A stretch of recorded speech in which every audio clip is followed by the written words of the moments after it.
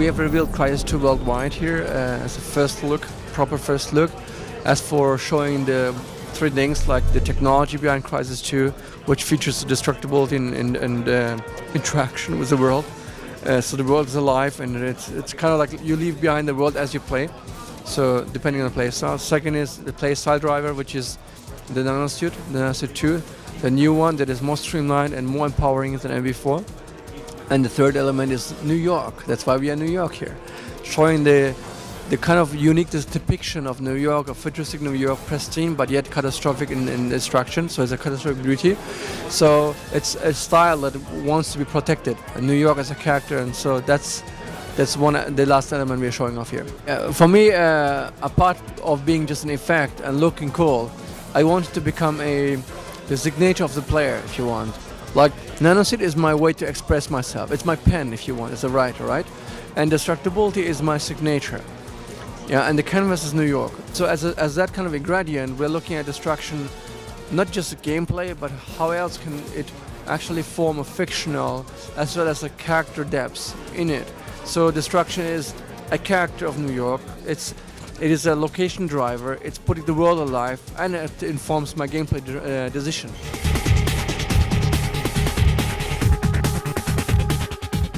One big feature of Crysis 1 was that the environment is changing a lot, has arcs within a level, but also arcs within the entire game. And so New York is always in movement. New York is a city alive, but we don't have people to put it alive. So we said we must make sure that New York is a vibrant city of movement and alive, of character, but driven by other reasons. And this reason is mainly the aliens or the fractions that play a key part on the storyline. So the Nanosuit 2 has been streamlined above Nanosuit 1. Nanosuit 1 was a 4 modes, speed, strength, armor, stealth. And it was one that was designed to run on a PC primarily. So you had the metal mouse button, you picked one mode, and it was working well, but we found out that players actually are choosing mainly 2 modes, or play styles that are created by combining modes. And so they were always like either playing stealth kind of approach with a stealth hunter, or they were playing actually like a tank kind of approach. Or this was a desire at least at the end. And so when we run some studies on Crysis 1, so we wanted to streamline that, and by making the choice, make it more clear, and to the point what they want actually really. So we said stealth and armor, or predator style and the tank style gameplay, but also empowered the player more by allowing the other 2 modes that are in power being speed and strength, and then you got tactical mode, which allows you to assess and zoom in and read much more detail on the environment. Those things can be layered on top now, toggled on top of stealth and toggled on top of armor mode, so you can have 3 modes running at a time.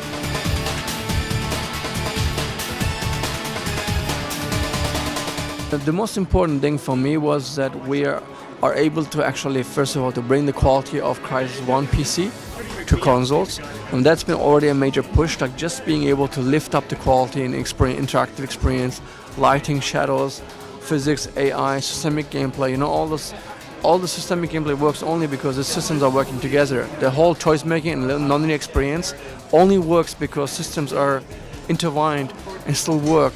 And then on a PS3 and 360, of course, there's boundaries were limited, and we're pushing those to get this done actually.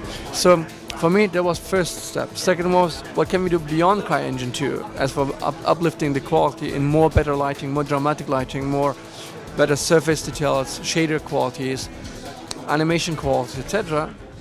And so we lifted that up and crammed it into console. And that was a major breakthrough for us, because now we're able to tell the story of Crysis we want to tell without compromising it.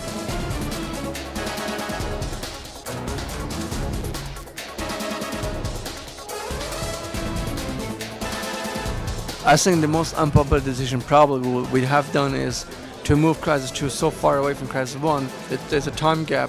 There's not continuing Crysis 1 anymore per se, but clearly reboots the positioning of Crysis 2 and allows people that have played Crysis 1 to have some reward of it fictionally and cast-wise. They will see some people, hear some people, but likewise, we want to make sure that a wider range of people can actually start the game without having played the game.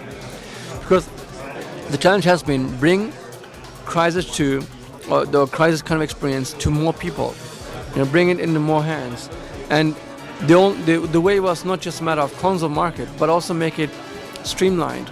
Make it, because the console gamers are more harsh when they make decisions, to be honest, like top or flop kind of thing. It happens within like a second, And a PC market, you have a little bit more time. It's more forgiving. For me, story is something that I saw as an opportunity where we can heavily outpace expectation, or the opportunity for that matter, because it's something that was the lowest fidelity from all angle.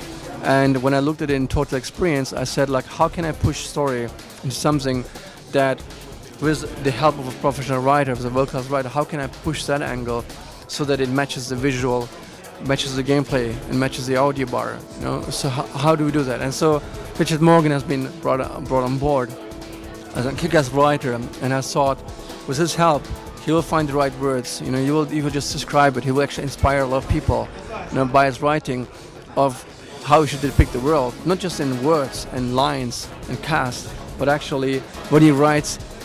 This and this time, this and this wind is blowing in the face of the hero. You're like, oh yeah, that would be cool actually. Let's put some smoke in the air, color it like this, so it looks dystopian or whatever. He writes it in a way that inspires a lot of people. And we tell him likewise, Richard, we're not gonna write everything there. We're gonna display everything. We're gonna show everything, and that's the melting of the two expertises coming together, and hopefully delivering what we call the perceived story, not just a told story, but actually a perceived story, perceived by ambient storytelling, by showing what's happening, and that's why we also choose New York, because I said New York, even just by being New York, tells so much already than being an island, Being in New York and destroying just a little bit of a building in a way that is stylized, people will say, what happened there, and they're like, oh, probably this and this and this. And so just that talk is already a story. And populating that kind of thinking helps a lot to achieve a better bar and story. Stay tuned about Crysis 2. We're going to reveal in the next 2 months, there will be more movements going on. And this is just the start of it. We got some awesome content lineup for public showing. And the game is on track towards holiday this year on all platforms, PC, 360, and PS3. So and game show that rocks. We cannot fight new wars with old weapons. Let him who desires peace prepare for war.